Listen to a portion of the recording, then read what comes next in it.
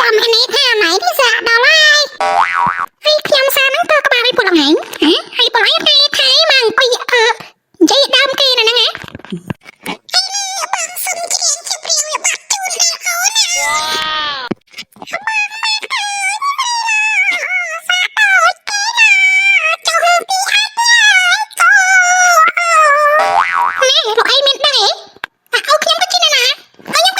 Okay.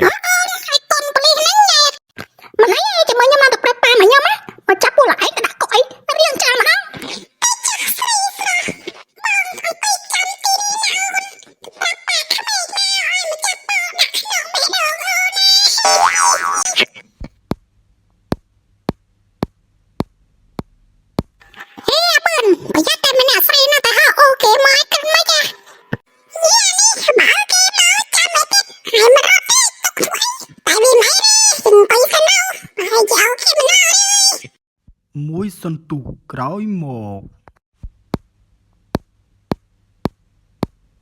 នេះប៉ានេះអាពីរនាក់នេះណាមិនញ៉ាយកូនឲ្យបាញ់មិញណាប៉ា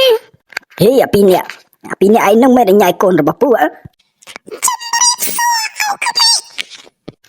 ដាអើអីអាដាអើអី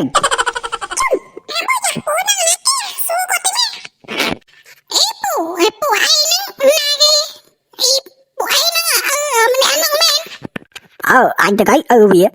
ឯងនឹងញ៉ាយកូនអញពួកឯងអត់ដឹងអញជាដាក់រី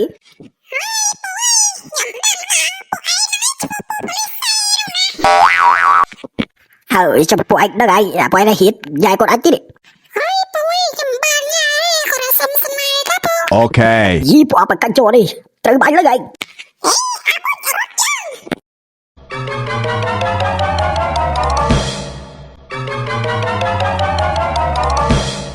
យើពួកឯងរត់ទាត់ក្បៃត្រូវត្បូងមកអញពួកឯងតោះកូនយើងទៅវិញ